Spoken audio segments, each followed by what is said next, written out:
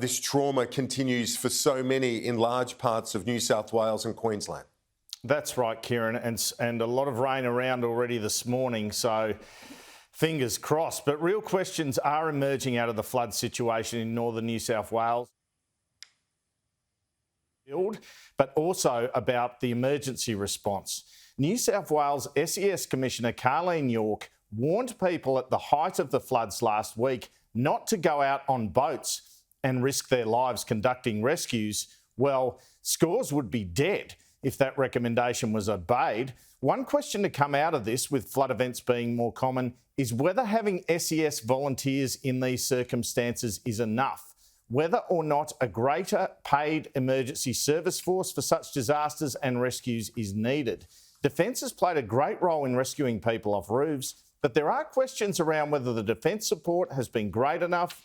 New South Wales Premier Dominic Perrottet has been on the ground on the North Coast for several days now, has been spoken to by many locals about what a harrowing time it is and was. He was approached in one pub by a gentleman who told him of using his own boat and rescuing a 4-year-old in a life jacket from a house as the water began lapping up the stairs.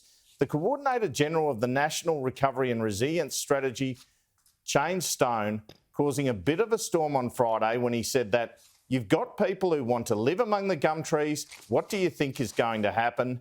Their house falls in the river and they say it's the government's fault. Well, Labor's emergency management spokesman Murray Watt called for Mr Stone to be sacked. Many people have lost their homes and businesses in Lismore, some not for the first time, and the Premier was told by at least one local they cannot do it again and have to leave town. Reports in Lismore of one Centrelink worker servicing 1,000 people in an evacuation centre, with applications not an easy process. I've confirmed this with locals on site. Apparently the next day there were 3 workers helping, but it does appear there are not enough federal staff on the ground. Expect more announcements from the Prime Minister about funding for the clean-up this week. He promised an initial $433 million in concert with the New South Wales Government last Thursday.